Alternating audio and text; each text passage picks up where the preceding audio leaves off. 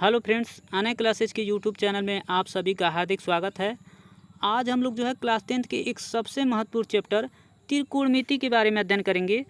उसके बाद जो है हम लोग जो है इसमें देखेंगे कि पाइथागोरस प्रमेय किसे कहा जाता है, जो कि काफ़ी इंपॉर्टेंट होता है। और उसके बाद जो है हम लोग जो है देखेंगे कि त्रिकोणमिति अनुपात कितने होते हैं, कुल कितने त्रिकोणमिति अनुपात होते हैं। तो आज के इस बेसिक लेक्चर को आप लोग ज़रूर देखिएगा। इसके बाद जो है कल हम लोग जो है एक्सरसाइज 8.1 देखेंगे, जो बिल्कुल इसी पर आधारित होगा। तो चलिए शुरुआत करते हैं। सबसे पहले हम लोग जान लेते हैं कि त्रिकोणमिति किसे कहा जाता है। तो त्रिकोणमिति का शाब्दिक अर्थ होता है त्रिकोण का मापन करना। क्या होता है? त्रिकोण का मापन करना। और त्रि का मतलब होता है तीन। त्रि का मतलब क्या होता है? तीन, अर्थात तीन कोणों का मापन करना। यह अंग्रेजी भाषा के त्रिकोणमिति जो है अंग्रेजी भाषा के ट्रिगोनोमेट्री का हिंदी रूपांतरण है। किसका हिंदी रूपांतरण है? तो ट्रिगोनोमेट्री का जो है हिंदी रूपांतरण है, जो दो यूनानी शब्दों ट्रिग्नान और मेट्रॉन से मिलकर बना है। किससे बना है? ट्रिग्नान और मेट्रॉन से मिलकर बना है। ट्रिग्नान का शाब्दिक अर्थ होता है त्रिभुज। ट्रिग्नान का अर्थ क्या होता है? तो त्रिभुज। और मेट्रॉन का अर्थ है मापन करना। अर्थात त्रिकोणमिति गणित की वह शाखा है जिसमें त्रिभुज के कोणों का मापन किया जाता है। और ये जो है क्लास 10th में के लेवल पर केवल हम लोग जो है त्रिभुज के कोणों और उनकी भुजाओं का अध्ययन करने को हम लोग त्रिकोणमिति कहते हैं। आगे के क्लासेस के लिए जो है ये नहीं है, मतलब उसमें और भी कोण हो सकते हैं, किसी के भी कोण हो सकते हैं। तो चलिए आगे चलते हैं। तो सबसे पहले हम लोग जो है त्रिभुज के बारे में जान लेते हैं।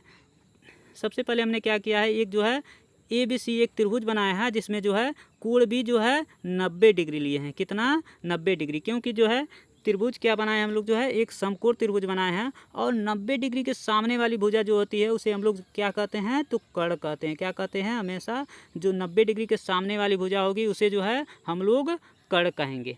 आइए हम लोग देख लेते हैं कि त्रिभुज में कुल कितने शीर्ष होते हैं। तो त्रिभुज के जो है 3 शीर्ष होते हैं। कौन कौन से? शीर्ष A, शीर्ष B और शीर्ष C।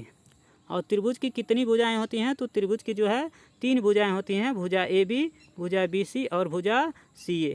और त्रिभुज के जो है 3 अंतःकोण होते हैं। कौन कौन से? कोण A, कोण B और कोण C।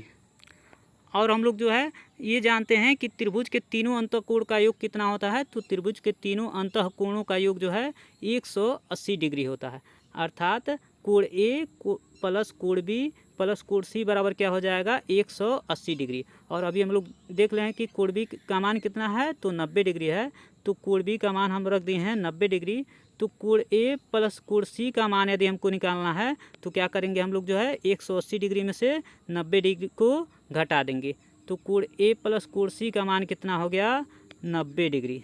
और जो है 90 डिग्री के छोड़ करके जो भी कोण होते हैं उन्हें जो है हम लोग जो है न्यून कोण के नाम से जानते हैं। किस कोण के नाम से जानते हैं? हमेशा वो जो है न्यून कोण होते हैं। क्योंकि त्रिभुज के तीनों अंतःकोणों का योग जो है 180 डिग्री होता है। और जब एक कोण 90 डिग्री हो गया तो इन दोनों का योग जो है 90 डिग्री होगा।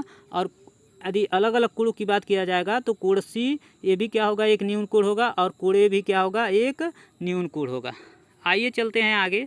और अब हम लोग जो है जानते हैं कि पाइथागोरस प्रमेय किसे कहते हैं। तो सबसे पहले जो है पाइथागोरस जी ने ये बताया था कि सबसे पहले इसमें जो है एक समकोण त्रिभुज पाइथागोरस प्रमेय किस पर लागू होता है। तो पाइथागोरस प्रमेय जो है एक समकोण त्रिभुज पर लागू होता है। तो इसलिए हमने जो है क्या किया है, सबसे पहले जो है एक समकोण त्रिभुज बनाए हैं और कोण B को जो है हमने 90 डिग्री ले लिया है। क्या ले लिया है? 90 डिग्री। और अभी हम बता चुके हैं कि 90 डिग्री के सामने वाली जो भी भुजा होगी उसे क्या नाम दिया जाएगा? कर्ण नाम दिया जाता है। क्या नाम दिया जाता है? कर्ण। और यह त्रिभुज की जो है सबसे बड़ी भुजा होती है। क्या होती है? कर्ण जो है त्रिभुज की सबसे बड़ी भुजा होती है।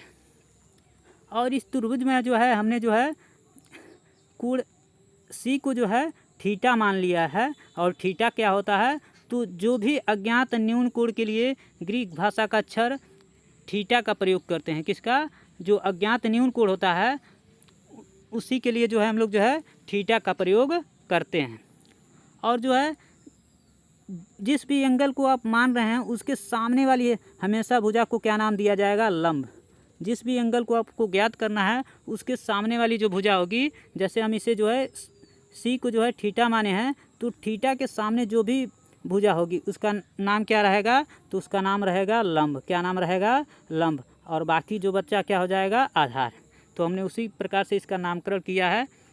आइए चलते हैं तो देखते हैं कि पाइथागोरस जी ने क्या कहा था। तो पाइथागोरस जी ने ये कहा था कि किसी भी समकोण त्रिभुज में, पाइथागोरस प्रमेय जो है हमेशा जो है किस पर लगता है, तो समकोण त्रिभुज होना चाहिए। त्रिभुज कैसा होना चाहिए, समकोण त्रिभुज। तो किसी भी समकोण त्रिभुज में जो कर्ण का जो वर्ग होता है वह जो है लंब के वर्ग और आधार के वर्ग के वर्गों के योगफल के बराबर होता है। इसे ही हम लोग क्या कहते हैं, पाइथागोरस प्रमेय कहते हैं। एक बार और बता दे रहे हैं, पाइथागोरस प्रमेय किसे कहा जाता है, तो किसी भी समकोण त्रिभुज में जो कर्ण का वर्ग होता है वह जो है लंब के वर्ग और आधार के वर्ग के योगफलों के बराबर होता है, और इसे ही हम लोग जो है पाइथागोरस प्रमेय के नाम से जानते हैं।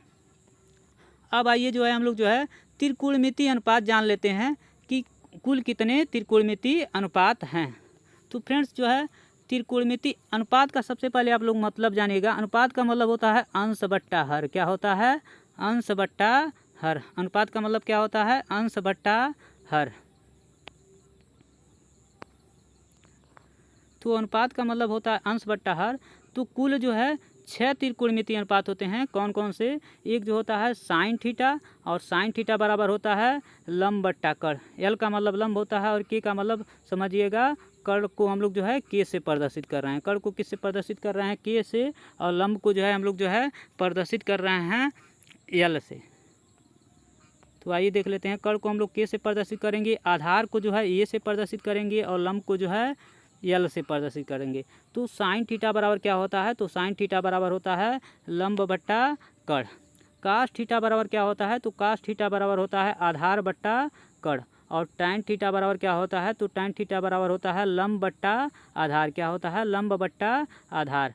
और टैन का उल्टा होता है काट, तो काट थीटा बराबर क्या हो जाएगा, आधार बट्टा लंब। क्या हो जाएगा, आधार बट्टा लंब। उसके बाद जो है हम लोग देख लेते हैं सेक थीटा बराबर क्या होता है, तो सेक थीटा बराबर होता है कर्ण बट्टा आधार। क्या होता है, कर्ण बट्टा आधार। और कोसेक थीटा बराबर होता है कर्ण बट्टा लंब। ये जो है साइन का उल्टा होता है, साइन थीटा होता है लंब बट्टा कर्ण। तो इसी का उल्टा कर देंगे, जो हर है उसे अंश में कर देंगे और जो अंश है उसे हर में कर देंगे, तो कोसेक थीटा हो जाएगा। तो कोसेक थीटा बराबर क्या होता है, कर्ण बट्टा लंब। तो ये जो है आपके कुल 6 त्रिकोणमितीय अनुपात है। और इसे याद करने का ट्रिक है लाल बट्टा कक्का। क्या ट्रिक है, लाल बट्टा कक्का। तो साइन थीटा को कैसे ज्ञात करेंगे हम लोग, जब, तो साइन थीटा बराबर क्या होगा, लंब बट्टा कर्ण। साइन थीटा बराबर क्या होगा, लंब बट्टा कर्ण। कास थीटा बराबर क्या होगा, आधार बट्टा कर्ण। कास थीटा बराबर क्या होगा, तो आधार बट्टा कर्ण। और टैन थीटा बराबर क्या होगा, तो लंब बट्टा आधार। उसके बाद जो है काट थीटा बराबर क्या होगा, तो अब नीचे से चलेंगे। काट थीटा बराबर होगा आधार बट्टा लंब। काट थीटा बराबर क्या होगा, आधार बट्टा लंब। सेक थीटा बराबर क्या होगा, तो कर्ण बट्टा आधार। सेक थीटा बराबर क्या होगा, कर्ण बट्टा आधार। और कोसेक थीटा बराबर क्या होगा, कर्ण बट्टा लंब। तो ये जो है कुल आपके कुल कितने त्रिकोणमितीय अनुपात है, तो कुल जो है 6 त्रिकोणमितीय अनुपात होते हैं। इसके बाद जो है कल जो है हम लोग जो है इसी पर आधारित एक्सरसाइज 8.1 स्टार्ट करेंगे। तो आप लोग उस वीडियो को देखना मत भूलिएगा।